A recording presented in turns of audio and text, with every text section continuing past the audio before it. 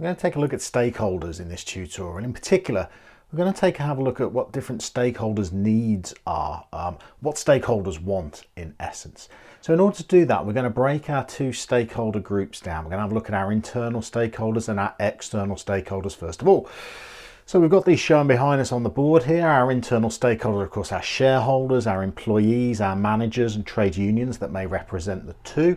We've also got our external stakeholder groups as well. So we've got customers, we've got suppliers, we've got banks, local communities as well, pressure groups, environmental groups, and then local and national governments.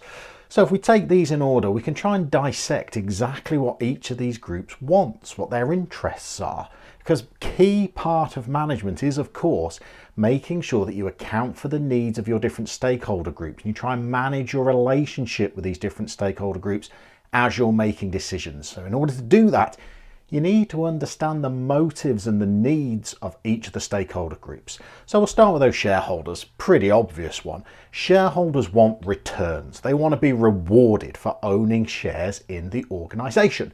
So what they want from the business is they want it to be profitable.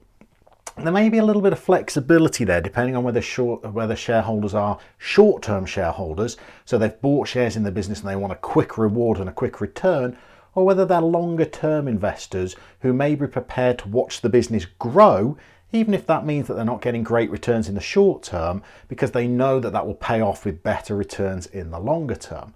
So the kind of things that shareholders want from a profitable business is they want dividends to be high. And remember, a dividend is the payment, the cut of the profits that each shareholder receives. And shareholders will want that as one of their preferences. They'll want a good rate of return, a high dividend, a good yield on their investment. But they're also going to want the share price of the organisation to be high as well. Now, shareholders are really rewarded in a dual way. They want those annual dividends coming in, but they also want the stock, the value of the shares that they own to be constantly rising, so that the wealth that they've accumulated through owning shares in the business is increasing, as well as those yearly returns. Now, the employees are fairly obvious as well. Obviously, they want pay as one of their primary concerns. But there's other things that they want as well. They want a safe and secure working environment, but they also want job security as well. So they're not fearful that their job is perhaps vulnerable or at risk. Managers are similar. They want the pay, but on top of that, they probably want bonuses when they perform well and they aid the organisation in the achievement of its goals. They also want status as well. So managers want to feel like they're working for an organisation that has some credence, some credibility, some success and status attached to it. And probably, as well as the employees, the managers are going to want some job security as well. Because often when businesses are downsizing or delayering, it's those managerial positions that are even more vulnerable than perhaps the rank and file employment positions lower down the organisational structure. Now, those two groups could be represented by trade unions, and they have their own needs or wants as well from an organisation. In particular, they're going to want to be consulted. They're going to want to be involved in the decision-making process. I mean, that's what trade unions need in order to do their job. If they're sidelined, if they're not really involved in negotiations and discussions with the organisation, they can't really represent their members well. So they want to be consulted. If we move on to our external stakeholders, and we'll start off with the customers, there really is three core things that customers want. Number one is they want quality. So they want the business to producing goods and services that they feel are fit for purpose and meet their needs. They also want some degree of choice as well. So they're looking for businesses with product ranges and options for them to choose from. And number three, they're going to want value. So that doesn't necessarily mean a low price. You imagine the stakeholders in Ferrari or Rolex, they're not looking for low prices, but they are looking to feel like they derive value from the products that they buy. We'll skip on to suppliers. Now, suppliers' needs are a little bit more specific. They probably want regular orders from the organisation. That's what they need. So it helps them manage their own cash flows, and they know that they've got a regular client that they can do business with. They're also going to want prompt payment as well to help with their own liquidity. They don't want to have to be constantly chasing an organisation, in order to get payment from them. And also, depending on the power balance between the supplier and the organisation in question, The supplier's probably going to want fairness and parity when it comes to the prices that they are able to charge. There's lots of suppliers out there whose customers are much larger organisations than themselves.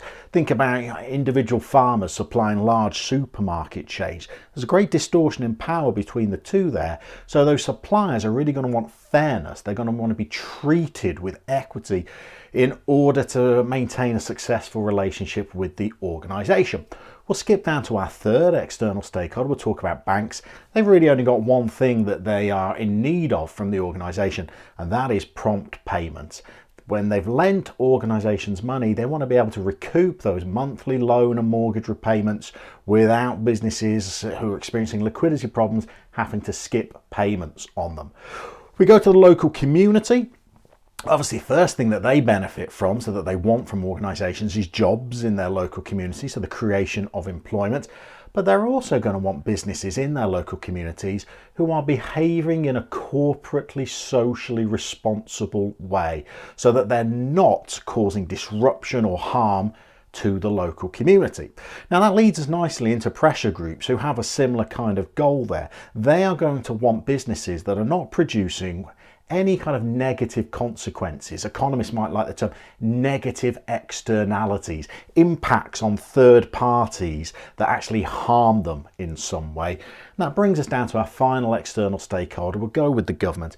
Obviously, they want businesses that are going to grow and expand and create employment. It's going to help the government if those organisations are exporting as well, because that's a big goal of the government, is to promote British exports abroad.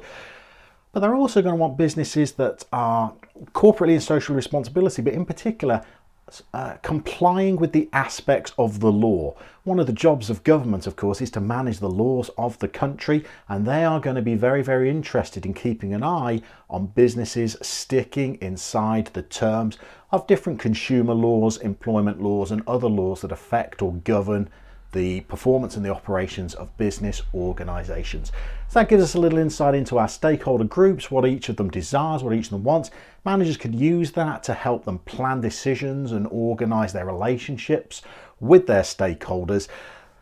As always, it'd be great if you could hit the like button down below. If you've got requests for videos that you would like us to cover, put those in the comments section down below as well. And to get updates of all the latest content, subscribe to this channel. But that's us for today. We'll see you soon. Bye-bye.